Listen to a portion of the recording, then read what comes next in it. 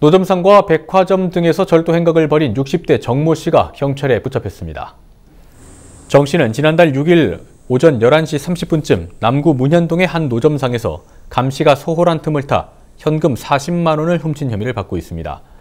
또 손님이 많아 붐비는 백화점에서 여성 의류를 훔치는 등 5차례에 걸쳐 200만 원 상당의 물품을 훔친 혐의도 받고 있습니다. 경찰은 범행 현장 주변 CCTV 등을 분석해 정 씨의 신분을 확인한 뒤 주거지에서 검거했습니다. 공금을 빼돌려 가로챈 한국자산관리공사 직원 B씨가 불구속 기소 의견으로 경찰에 송치됐습니다. 자산관리공사 자금팀에 근무하던 B씨는 지난 2018년 10월부터 올해 1월까지 7차례에 걸쳐 14억 원을 빼돌린 혐의를 받고 있습니다. B씨는 국유지 위탁개발 사업과 관련해 금융권 대출 진행 시 회사 승인 금액보다 많게 대출한 뒤 차액을 빼돌려온 것으로 드러났습니다. 경찰에 따르면 B씨는 선물 옵션 투자에 사용해오다 부당 대출한 14억 원을 변제한 뒤 지난 1월 경찰에 자수서를 제출했습니다. 우리 지역의 이슈 콕 짚어봅니다. 헬로 이슈 토크. 이슈 토크입니다. 지난달 26일 영도에서 전동 휠체어를 타고 가던 장애인 모자가 택시에 치이는 안타까운 사고가 발생했습니다. 60대 어머니 이모 씨가 병원 치료를 받다 숨지기도 했는데요. 이 안타까운 사고 이후에 부산 지역 곳곳에서 장애인들의 이동권을 보장해야 된다는 목소리가 또다시 불거지고 있습니다. 부산의 지리적인 특성도 있을 것이고 또 정책적인 문제도 있을 것인데 장애인들의 이동권 실태 그리고 교통약자들의 이동권 보장을 위한 대책들 어떻게 세워야 할지 이번 이슈토크에서 짚어보도록 하겠습니다. 함께 얘기 나눌 두 분 모셨습니다. 부산장애인총연합회 전현숙 사무처장 그리고 신라대학교 사회복지학과 최선경 교수 자리했습니다. 안녕하십니까? 반갑습니다. 예, 어서 오십시오. 자, 이번 사고가 좀 많이 이슈가 됐습니다. 부산 전반적으로 본다면은 그 사고가 난 지점뿐만 아니라 부산 곳곳에서 이런 사고가 또다시 일어나지 말라라는 그런 법도 없을 텐데 어떻습니까? 부산 지역 전반적으로 봤을 때 사무처장님 좀 장애인들의 이동권 실태 어떻다고 볼 수 있을까요? 일단 장애인 이동권이 어떤 것인지 먼저 한번 짚어봤으면 좋겠는데요. 네. 장애인 이동권이라는 말이 이제 생겨났는데 장애인들이 목적하는 곳을 이런 교통시설을 이용해서 안전하게 갈 수 있는 그러한 권리라고 생각을 하거든요. 근데 사실 부산은 뭐 우리나라 전반적인 문제인 것 같아요. 장애인들이 이동하는 것에서는 정말 여러 가지 문제점들이 있고 그리고 지금 우리 그 지체 뇌병변 장애인들을 위해서는 특별히 그 전동 보정구가 이제 전동 휠체어라든가 스쿠터 이런 것들이 많이 보급이 되었잖아요. 예. 보급은 참 많이 되었는데 그 기반 시설들은 갖춰지지 않은 상태에서 너무 빨리 이것이 보급이 된 거예요. 그래서 마침 이 장애인 자립생활운동 이런 것들과 같이 맞물려서 보급은 많이 되었는데 도로 상황이나 이런 것들은 전혀 변하지 않았고 또 장애인들에게도 이렇게 보급을 하면서 어떻게 이것을 사용해야 된다 이런 것들에 대한 기본적인 교육이나 이런 것들을 좀 거쳤어야 되는 것인데 예. 그런 과정을 거치지 않고 이제 뭐 전동 휠체어나 이런 보장구는 많이 보급이 되고 또 도로도 상황에 따라 바뀌지 않았으니까 사고가 날 수밖에 없는 그런 상황들이에요. 그래서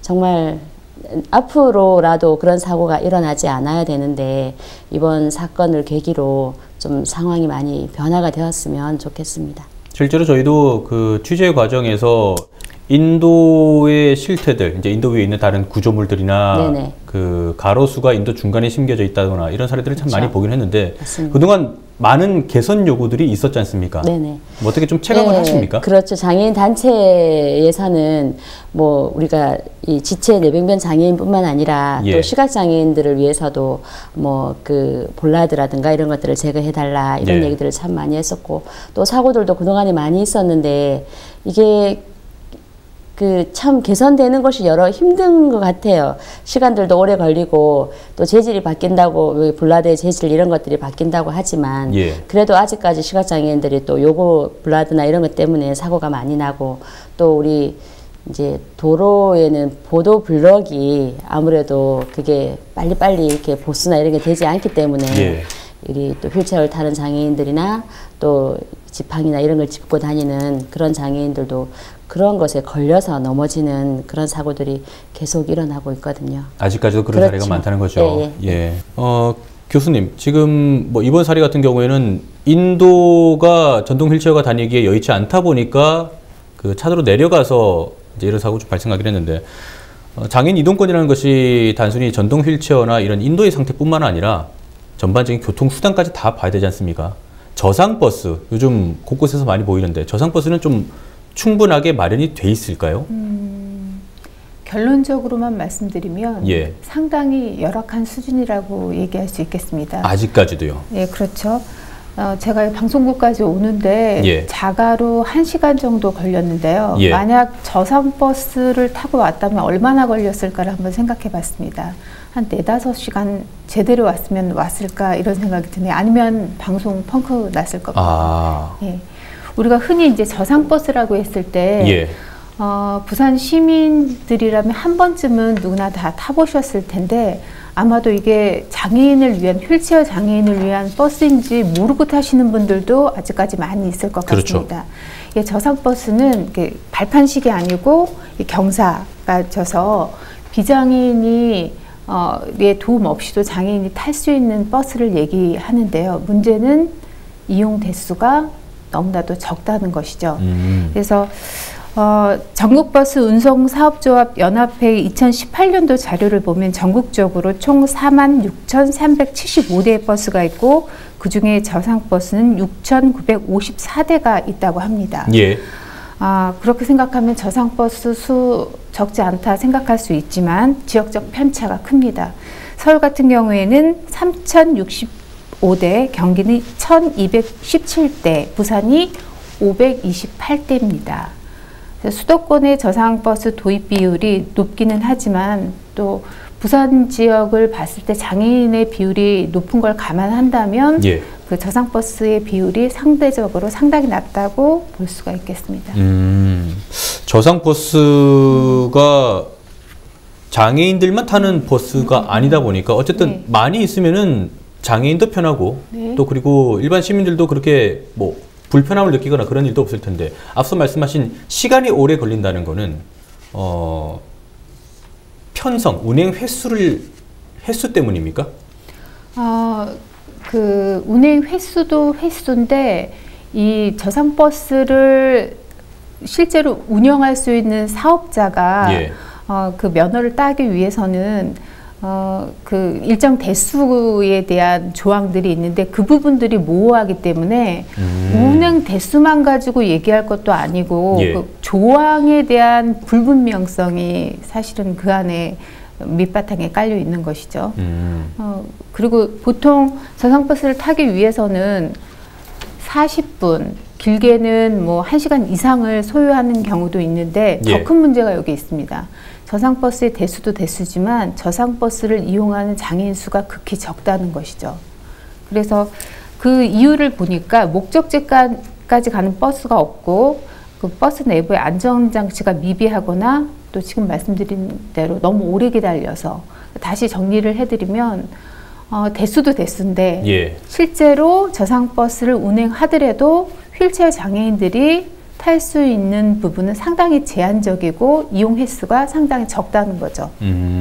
덧붙이면 예. 일반 시민들도 휠체어 장애인이 탔을 때 우선적으로 배려한다는 사항을 알고 있어야 된다고 생각합니다. 그렇죠. 사실은 탔을 때 더 눈치가 보인다거나 예. 자유롭게 이용하지 못하는 그런 시선들이 강하기 때문에 장애인들이 외출하는 데 있어서 상당한 제한점을 받고 있는 것이 사실입니다. 휠체어를 타시는 장애인들뿐만 아니라 뭐 시각장애인들도 어쨌든 대중교통을 이용을 하실 거잖아요. 네. 그럼 버스를 탈 때 불편한 점이 분명히 또 있을 것 같습니다. 현재로서는. 네네.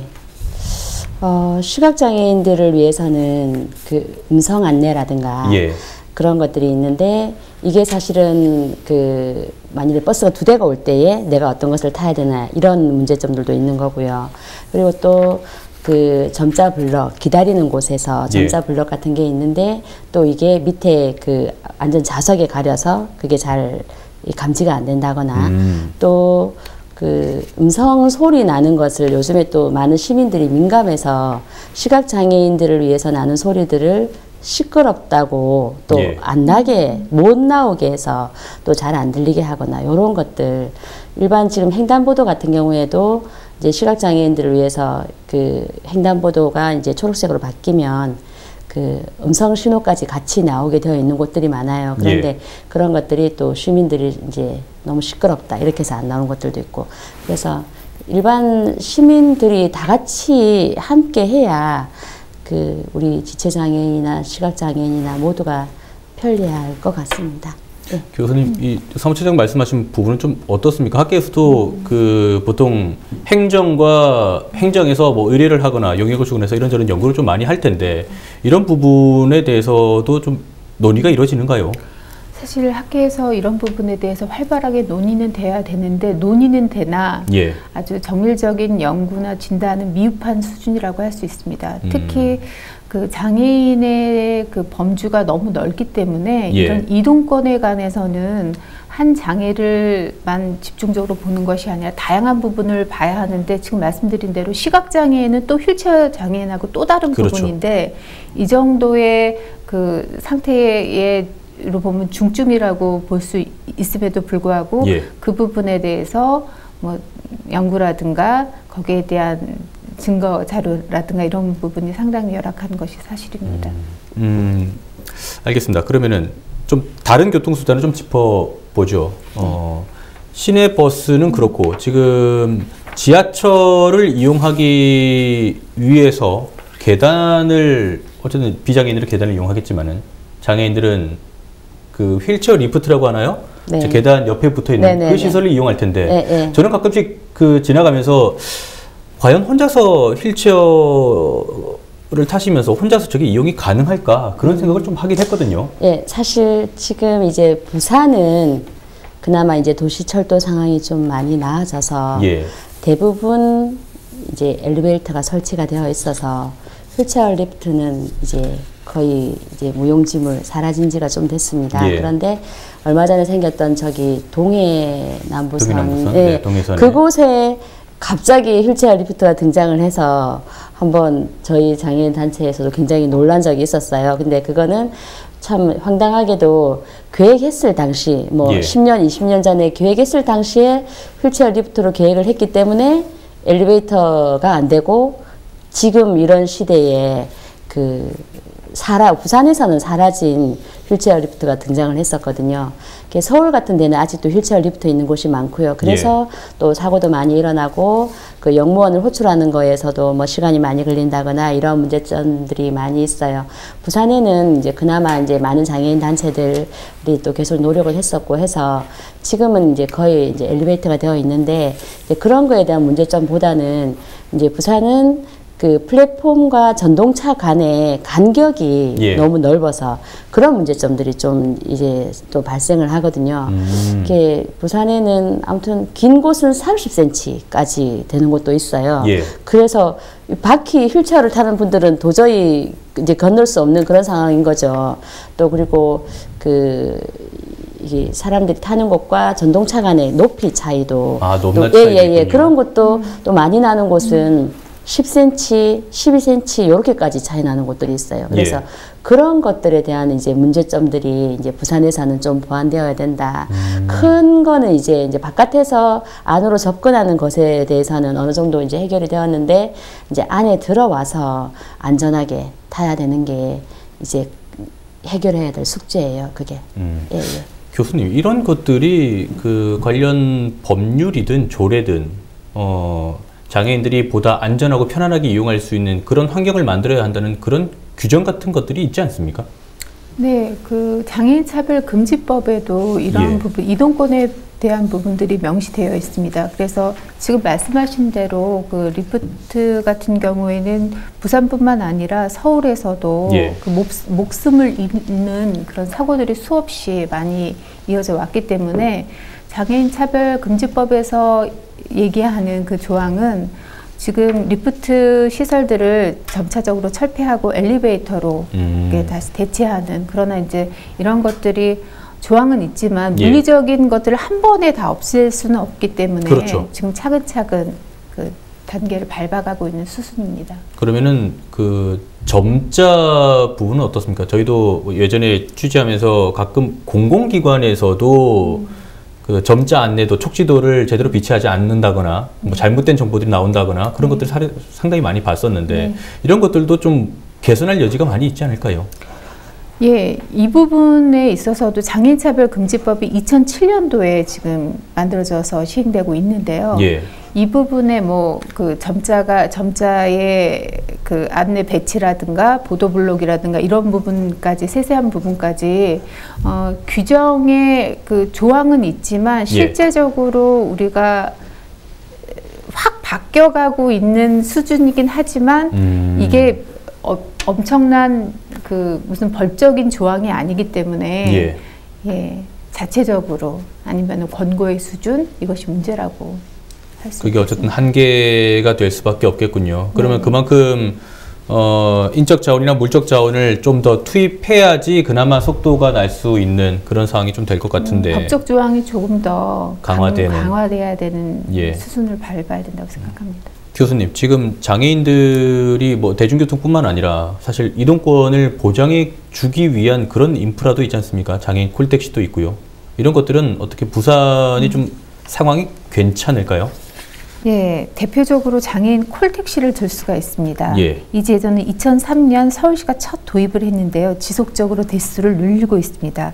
최초 100대에서 시작해서 전국적으로 2010년에는 300대, 2016년은 437대로 늘어났습니다. 예.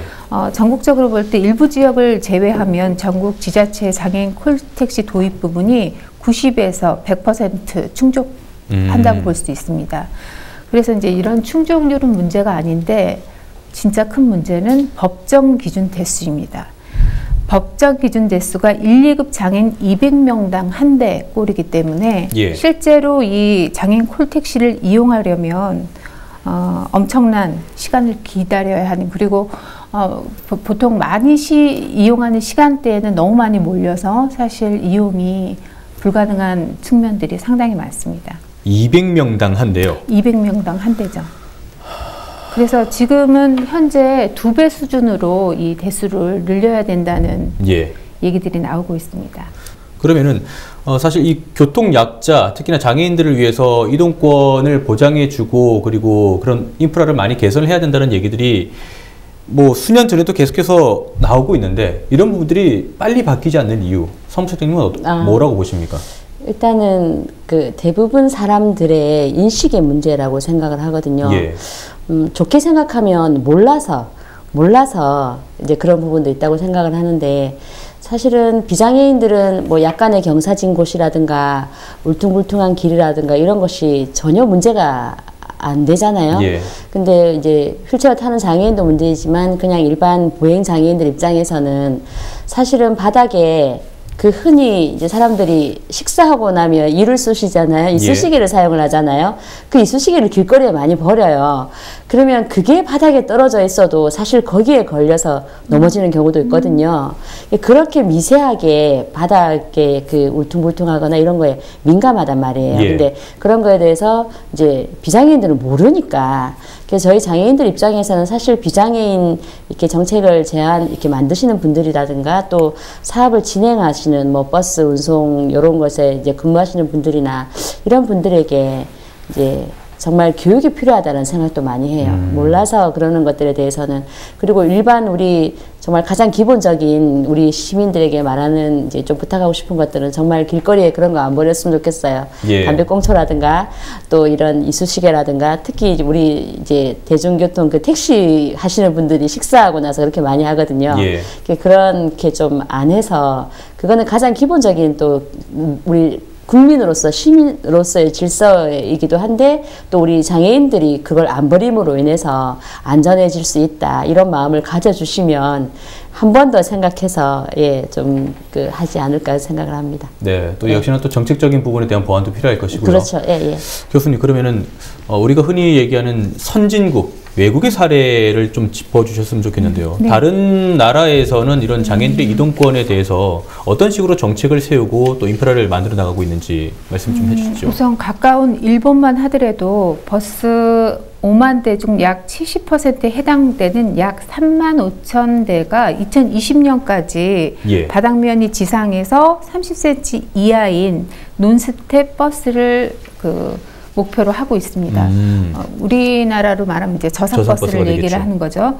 그리고 가장 장애인들에게 괄목할 만한 대중교통이 예. 네덜란드의 경우는 모든 버스의 98%가 장애인이 이용 가능할 수 있게 하고 있는 부분이 있고요. 그리고 시각장애인이나 청각장애인을 위한 화면 방송을 정류장에서 보여주기도 합니다. 아, 그렇군요. 우리는 소리로만 들리죠. 아직까지는. 예.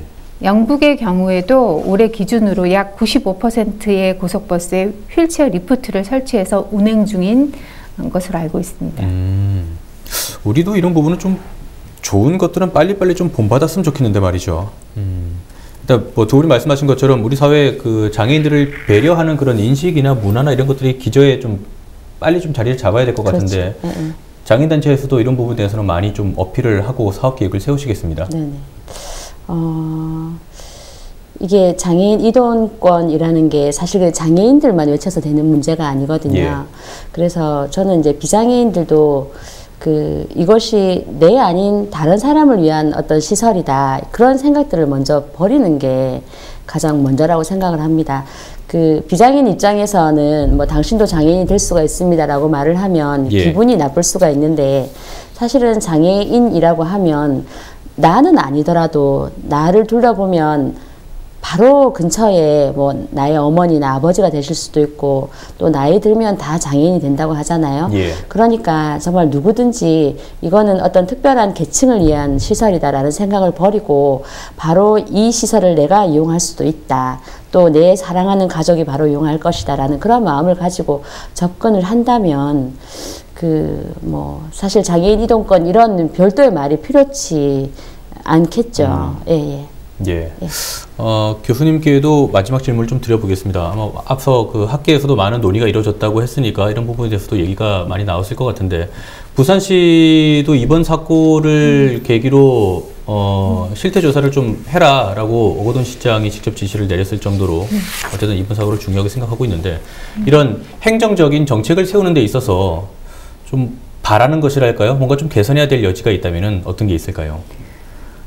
부산시도 올해 안에 12억 6천만 원을 들여서 장애인 특별교통수단 두리발을 30대 이상 증차를 하고 22년까지 총 231대를 운영할 거고 예. 또 저상버스도 증가할 걸로 목표를 삼고 있고 그 밖에도 이동시설의 편의 확충이라든가 이런 부분들에 대한 계획들을 세우고 있습니다. 그런데 정말 중요한 것은 장애인의 목소리를 듣고 장애인 입장에서 정말 무엇이 중요한지를 예. 보다 구체적인 지원 방안들이 이루어져야 된다고 생각이 됩니다. 특히 우리가 이제 장애인 복지를 얘기할 때 수당이라든가 그 밖에 예. 복지 혜택 그 부분에 많은 부분 초점을 두고 있는데요. 실상은 더 중요한 것은 어찌 보면 장애인 스스로 자립할 수 있는 이동권에 대한 부분을 조금 더 강화를 해야만 이런 것들이 또 이루어지지 않을까. 우리가 순위를 매길 때 이동권은 별로 중요하지 않아 이렇게 생각하다 보니까 그보다도 더 중요한 것은 직접적인 현금급여 아니면 다른 복지 혜택 이런 방향으로 계속 이렇게 정책을 끌고 가다 보니까 예. 이런 이동권 문제에 있어서는 항상 이제 답보의 수준이 아닌가 생각을 합니다. 그래서 실제적으로 장애인들이 지역사회에 나와서 스스로 자립할 수 있는 이동권 이 문제에 조금 더 초점을 맞춰야 할 때라고 생각합니다. 예, 알겠습니다. 이번 사고를 계기로 아마 전국적으로 이 소식이 많이 알려졌고 또 각계각층에서 좀 문제를 개선해야 된다라는 그런 목소리를 내고 있는데 단순히 이번 사고로 인한 것이 아니라 1년 내내 우리가 좀 고민을 해야 될 부분일 것 같습니다. 네. 그리고 두 분께서 말씀하신 것처럼 우리 부산 시민들이 그리고 정책을 세우는 일반자들도 역시나 이런 장애인들의 고충이나 장애인들의 또 특성에 대해서도 많이 또 이해를 해야 되는 부분이기도 하고요. 예, 알겠습니다. 저희도 또 방송을 통해서 이런 부분을 계속 보도를 하고 관심을 갖도록 하겠습니다. 오늘 두 분 말씀 고맙습니다. 감사합니다. 감사합니다.